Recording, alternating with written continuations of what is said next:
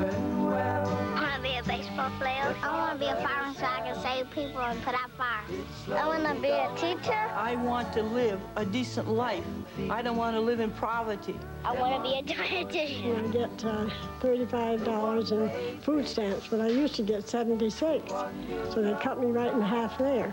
I want to be a veterinarian because I like to help animals. Well, I worked all my life, paid in. Then when I need it, it's not there.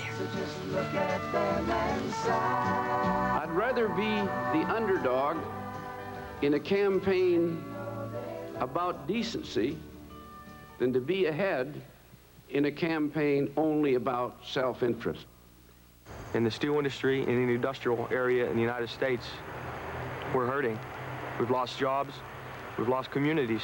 This has been a tough year for me, the toughest I believe I ever spent. And I don't care who knows it, I'll tell it like it is, because it's just the way it's been. We've got a lot more working people in this country than you do millionaires or billionaires.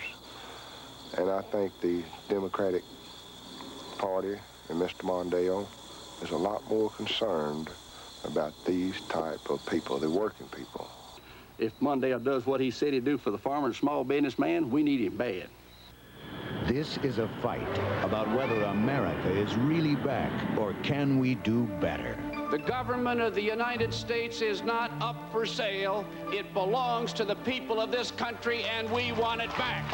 And we can take it back if we fight to protect personal and religious freedom. This election is about Jerry Falwell picking justices to the Supreme Court.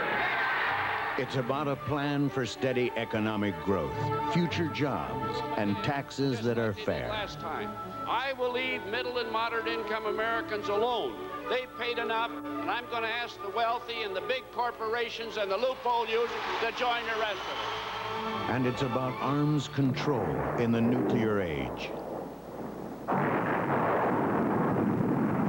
About a president who has ignored the most awesome issue of our time, building more weapons, and now planning to escalate the arms race into the heavens. Man may no longer pretend that the quest for disarmament is a sign of weakness. For in a spiraling arms race, a nation's security may be shrinking, even as its arms increase. Here's the future, and you alone in the voting booth with your conscience will leave them a legacy.